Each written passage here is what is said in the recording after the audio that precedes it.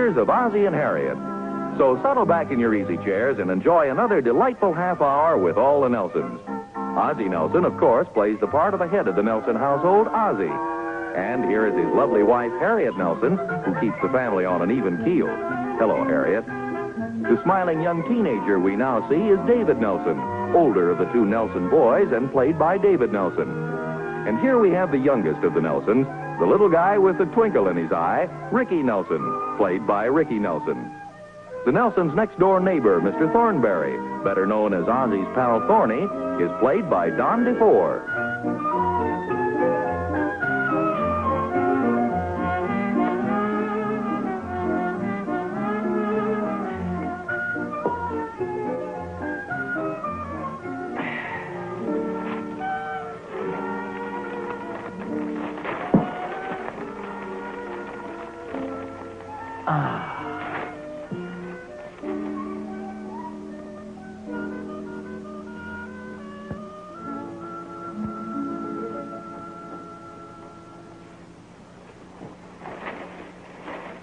Anything exciting happened downtown today?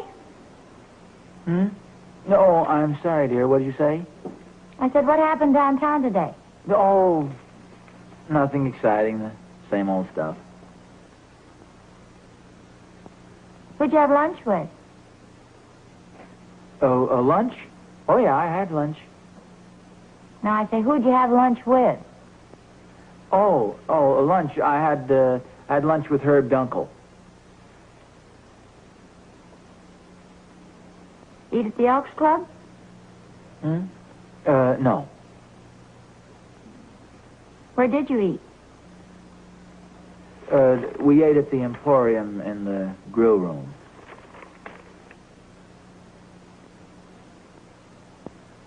Who did you say you ate with? I said I ate with Herb Dunkel. We ate down at the Emporium in the grill room. I had scrambled eggs and muffins for lunch. The muffins were burned. I rode home on the bus with Joe Randolph, and he had a sore thumb. Questions.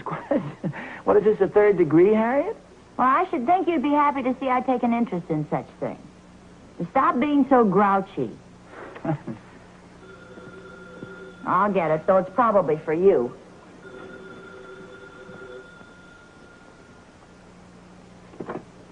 Hello? Hi, Harriet. It's Barbara. Oh, hello, Barb. Say, we had such a good time at your luncheon today. Oh, I was so glad you could come. It was such fun to see all the old crowd again. Yeah, it was fun, wasn't it? It's a shame Betty Randolph couldn't make it. I guess she was about the only one missing. Yeah, that's right. Betty wasn't there, was she? How come? Guess she was a little upset about things. What sort of thing? Oh, hadn't you heard? Joe and Betty have separated. Joe and Betty Randolph? Why, that's awful. Isn't it, though? What happened? Well, it seems that Betty found a picture of some girl in Joe's wallet, a very curvaceous blonde in a bikini bathing suit. For goodness sake. How about that? He tried to tell her it was his grandmother. Well, it's funny. Ozzie met Joe downtown today, but he didn't say anything about that. Oh, was Ozzie downtown today? Then he must have seen the big fire at the Emporium Grill. At the Emporium Grill? Well, Ozzie and Herb had lunch there, but he didn't say anything about a fire. Oh, did Ozzie have lunch with Herb? How's his broken arm? Who's broken arm? Herb Dunkel. Didn't you know he broke his arm? No, Ozzie didn't say anything about that either. Well, that is strange. Well, I have to be going, dear. All right, Bart, thanks for telling me all the news. Oh, you're welcome. And Harriet. Yes? Don't forget you heard it here first. All right, Bart. Goodbye.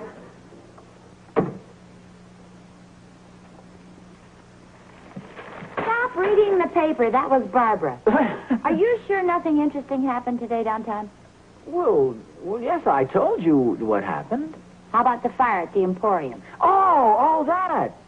Well, I told you the corn muffins got burned. It wasn't much of a fire. They had it out in a jiffy. And how about Herb Dunkel? Barbara said he had a broken arm. Oh, yes. Come to think of it, he did have his arm in a sling. How'd he break it? Well, I don't know. Well, didn't you ask him? Well, Harry, if he wanted to tell me, he would have told me. Golly, what curiosity. Well, it isn't just a matter of curiosity. It just seems silly. Man sits there with a broken arm, and you don't even ask him how he got it. Well, I don't know how he got it. Maybe he had a golfing bet with a friend, and he lost, and the friend got to break his arm. You also met Joe Randolph. You didn't say a word about him and Betty being separated. Oh, now, wait a minute. Yes, I did, Harriet. I didn't say it exactly, but I told you that Joe had a sore thumb, remember? Well, what's that got to do with that being separated? Well, see, that's what caused it. Betty bit him on the thumb. You women are so curious. In fact, that's what caused their trouble. Betty's curiosity. Oh, fine. She finds a picture of another woman in his wallet, and it's her fault they're separated. Well, yes, if she hadn't been so darn curious, she never would have found it. As a matter of fact, this wasn't Joe's fault, you know. He didn't even know the girl. He'd never seen her. He'd never heard of her. Well, did he tell Betty that? Well, he tried to. He kept shouting it over his shoulder all the way down the street, but she wouldn't listen to him. And now, at the risk of sounding curious myself, when is dinner going to be ready? Just as soon as I put the arsenic in your soup. I'm laughing. She might not be kidding.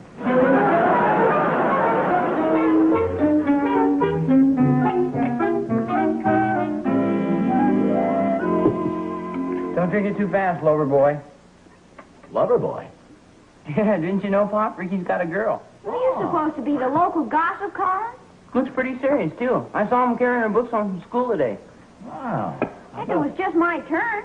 She carried mine home yesterday. That's all right, Ricky. It's okay for a boy to have a girlfriend. Yeah, it's the standard arrangement. It's been going on for years. I saw him at Miller's having a couple of sodas, too. Oh, really living it up, huh? It's okay to buy a girl a soda, isn't it, Pop? Sure. Is it okay to buy her a banana split, too? It's okay with me. Oh, that's good, because I told Mr. Miller you'd pay for it. Well, I'll foot the bill this time, but next time you either use your own allowance or get a girl with a smaller appetite. What's your girlfriend's name, Ricky? Please, Harriet, shall I turn on the bright light? This isn't the third degree, if that's what you mean. No, I know it isn't. You gave me the third degree before dinner. This is the fourth degree. Oh. Her name is Mildred Marshall. Her name is Mildred Marshall, Harriet. She's a very nice girl. She has blonde hair, blue eyes, and a few freckles. We're both in the same class together at school. She lives just a couple of blocks down from me, and she's a very good dancer. And how long have you known her? Harriet, please. Can't you see he doesn't want to talk about her? What curiosity. Oh, that's okay, Pop. I've known her about 2 weeks. She just moved into town. Would you say I have a nice nose, Mom? Yes, dear, I'd say you have a very nice nose. Why? Oh, nothing. Mildred just said she thought I had a nice nose. That's when I bought her the ice cream soda. I see. She likes my smile, too. Says I have a very nice smile. That's when I bought her the banana split. Well, I'd say you picked a pretty smart girl. Come on, lover boy, let's go out and play some baseball. Okay, but you be careful of my nose. Well, I guess Ricky's growing up. Poor little guy, the way you gave him that third degree. Oh, stop it. Naturally, I'm interested in what my family's doing. Aren't you interested in what I did at luncheon today? Not especially. I know it's hard for you to realize, but men just aren't naturally curious the way women are. I suppose you wouldn't be interested if I told you a rather attractive girl said something about you today. Not especially. Did an attractive girl say something about me today? Why, are you interested? No, not necessarily, but just like to know who she was and what she said. Oh, now who's curious? No, I'm not curious. I'm just naturally interested. Who was this ravishing creature who said these wonderful things about me? I didn't say she was ravishing. Well, you said she was attractive. Come on, you don't have to tell me who she was. Just give me a little hint. What kind of a little hint? Well, her name. All right, if you'll admit that you're just eaten up with curiosity and that men are just as curious as women, I'll tell you. No, Harriet. Just because some beautiful girl said some nice things about me. Who said she said something nice? Well, it must have been something nice, or you wouldn't be afraid to tell me who she is. Oh, I'm not afraid to tell you, dear. I'm just not going to tell you. For goodness sake, Harriet, this is ridiculous. Just because some attractive girl named... what did you say her name was? Oh, no, that's my trick, and it doesn't work. Wait a minute. I'll bet I know who it was. It was, Dorothy, what's her name? Dorothy, what's her name? Yes, Well, what's her name? or was it, Florence? That's who it was, wasn't it? Nope. Was it Helen? Nope. You just sit there and worry about it for a while. I'm going to clear out the table. Or was it Catherine? Harriet, that's who it was. It was Catherine, wasn't it? That tall, blonde girl with dark hair?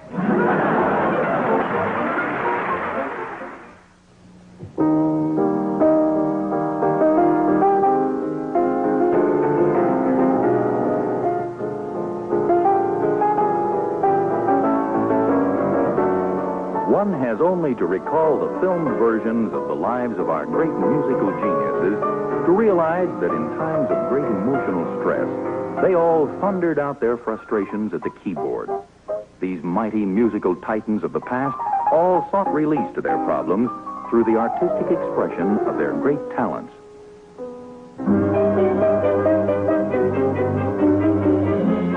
Not unlike these other mighty men of music, our own Ozzie Nelson sits down at the keyboard to seek the answer to his problem.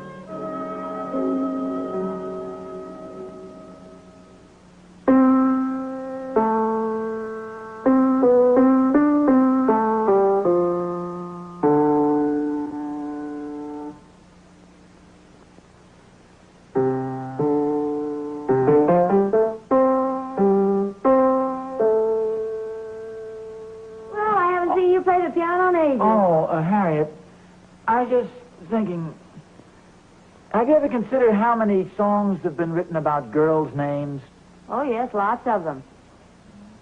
Margie, Louise, Josephine, Mary? Yes, there was a song called Mary. I don't imagine it's so difficult to write a song. All it takes is a little imagination and musical curiosity. I really hadn't thought much about it. Yeah, there's a definite tie-up there, you know. Have you ever stopped to figure that? Imagination and curiosity, very similar. No. Oh, yes. You see, imagination is thinking, and curiosity is wondering. You see the connection? Imagination is thinking, and curiosity is wondering? No, I don't see the connection. Well, to put it very bluntly, I'm wondering who that girl was, and I can't help thinking what's going to happen to you if you don't tell me. I can't hold out any longer, dear. You're so curious now, your face is green. No. My face isn't green from curiosity. That's my tall grass aftershave lotion. I'm going to end your torment, dear. I made the whole thing up. You made what whole thing up? About the girl. You talk so much about a woman's curiosity that I decided to arouse yours. I did a pretty good job, too. No, Harriet, no matter how beautiful she is, or no matter what she said, there's no reason for you to hide it from me. No, honestly, dear, I made it up. What you're trying to say is that you're sorry you thought of the whole thing in the first place. Well, forget about it, Harriet. There's no need for you to be jealous. After all, just because some gorgeous girl happens to have a schoolgirl crush on me. After all, we've been married for many years now. We've been married for many, many years. Well, that's what I say. We've been married for many, many years. Golly, I'm not going to just run off and leave you. What was that silly little thing you used to call me when we were first married? Your hubby-wubby? Golly, I'm still the same. Perhaps a little more wubby, but still your hubby. No, honestly, dear, I made it up. There was no girl. Oh, Harry, it'd be different if this was something important, but golly, it's so silly it's much ado about nothing. Now, don't lose your temper. I'm not losing my temper, but golly, I don't care whether you tell me or not, and you won't tell me. You don't care, why don't we just forget about it? Well, that's probably a good idea. Let's see. A girl's name.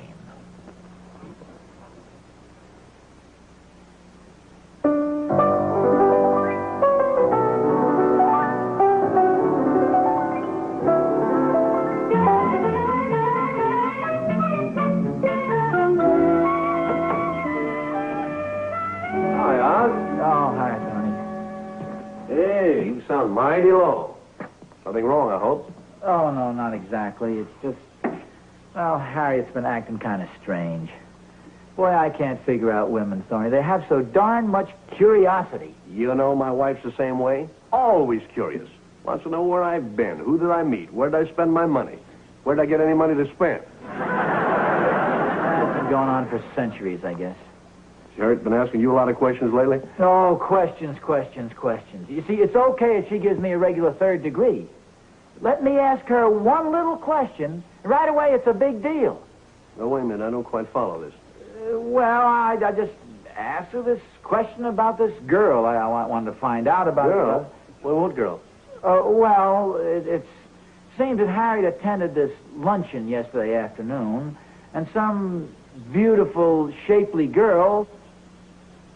Well, it was kind of embarrassing, Thorny, but this beautiful girl said some pretty wonderful things about me, very complimentary things. There's nothing wrong with Harriet. It's this girl that's out of her mind.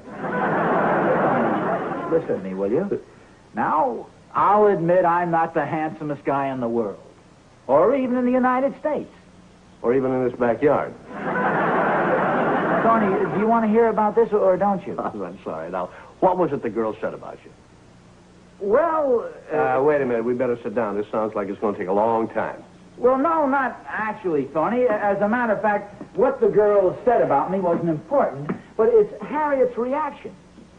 Harriet got so darn jealous, Thorny, that she won't even tell me who the girl is. Oz, you never can tell what a woman's jealousy will do. Now, I knew a girl once who had a pet frog. Girl's name was, Betty Clark. What was the frog's name? Jacques Dupre. Anyway, Oz, things were going along just fine until the girl next door to Betty got a pet frog, too. Well, let me tell you, Betty got as jealous as she could over this other girl's frog. And the thing that burned her up more was that the other girl got more warts than she did. It's amazing what a woman's jealousy will do. Oh, it certainly is. Now, let me hear more about this friend of Harriet's that said you look like a frog. Well, she said I look... No. I don't know what she said exactly, but it was very complimentary. See, that's why Harriet's afraid to tell me who the girl is. Well, Oz, I don't mean to butt in on any of the family trouble. So go ahead, Thorny. But I think I have a very simple way to find out this girl's name. Well, go ahead. What's your idea? Very simple. Tell Harriet you know who the girl is. Tell her it's some old flame of yours that happens to be in town vacationing. And then make up some wild story about you and the girl. And when you have Harriet just dying to know more, stop. Stop? Stop cold. Don't tell her another word until she tells you who the girl is. Oh, don't worry, she'll burn it right out. Her curiosity will kill her until she does. Yeah. Thorny, by golly, at times you show a touch of genius. Thank you, Oz. I use my brilliant mind as a public service. I'll really lay it on thick, too. You know, all about the tunnel of love and all that romantic stuff. Now, wait a minute, Moonlight. Oz, don't overdo it. Oh, no, I won't. Just play on the greatest feminine weakness of all, curiosity. Curiosity, you're... Gee, thanks a lot, Thorny. Okay, Oz. Well, Oz, now look, be sure to let me know how you make out, will you? I'm dying to know.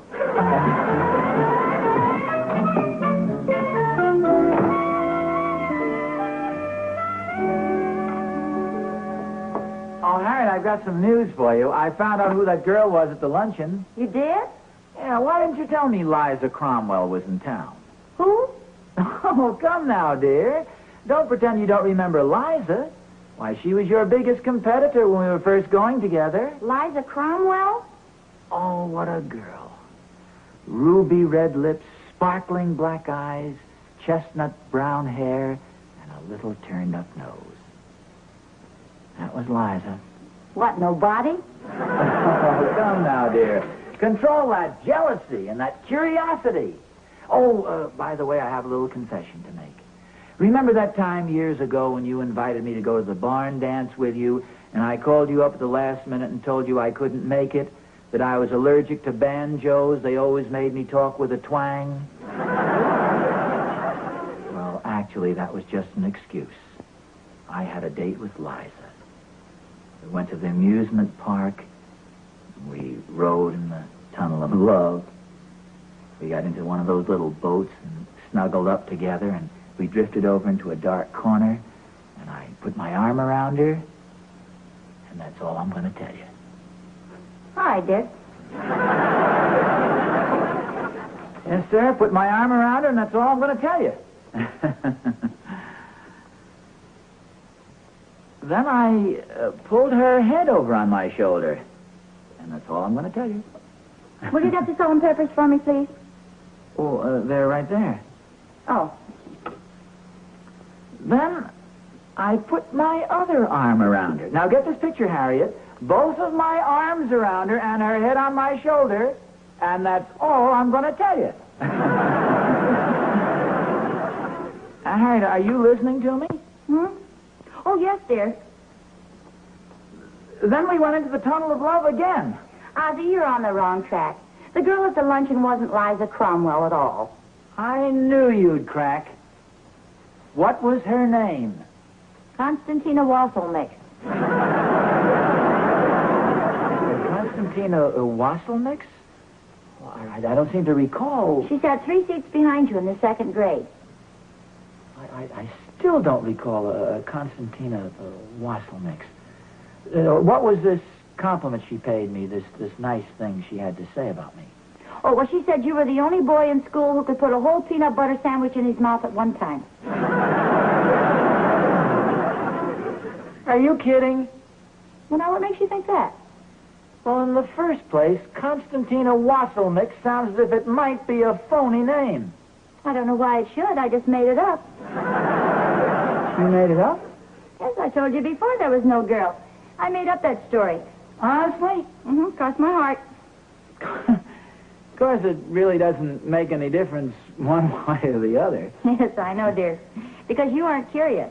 Now, I'm glad you realize it. Look, why don't you go in the living room and read your paper? I'll call you when dinner's ready. The whole thing is ridiculous. Of course, you could ask me if I want any help. Ask you a question, are you kidding, and have you say I'm curious? Oh, no. Hi, Oz. Oh, funny. Gee, I had to come over to find out how you made out. Oh, Rick. Constantina Wasselmix. Oh, Oz, I didn't come over here to be insulted. Who was insulting you? Look, what I want to know is, did you give Harriet a story? Oh, yes, a perfect story, Thorny. All about a girl named Liza Cromwell. Oz, I don't care about names. All I want to know is, did it work? It more than worked. I not only get this deal settled about the luncheon, but I got a confession off my chest that's been bothering me for years and years. Yeah? What do you mean? Well, there really was a girl named Liza Cromwell, you see. And there was this deal where I had the date with Harriet, and... Go on, dear. Yeah, go on. When Harriet came up, I figured I'd have a little fun with her. Oh, she really went by that. She does some fun. Yeah, I had some fun. Oh, gosh. You know, Oz, I think you're going to have some. Oh, listen, Barney, come back here, Barney.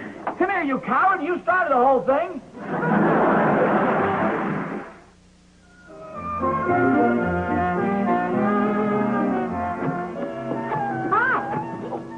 Say, this should interest you, dear. I talked to Betty Randolph a little while ago. It looks like she's going to forgive Joe. Oh, that's good. I thought she was acting too hasty in the first place. After all, just a picture of a girl in his wallet is pretty flimsy evidence. Well, I don't know. Oh, well, Harriet, Joe says he doesn't know who the girl was. He doesn't even know how the picture got there. Chances are somebody just put it in there as a gag. Well, now, that's strange because it's exactly what happened. Betty said that Herb Dunkel called and said that he'd put the picture in Joe's wallet as a joke. No, there's a broken arm and everything. And then 5 minutes later, Thorny called, and he said he was the one who put the picture in Joe's wallet. Uh-oh. All in all, there were about 6 confessions. Oh, I'm sorry, dear, I interrupted you. Were you going to make a phone call or something? Oh, I don't think it'll be necessary now.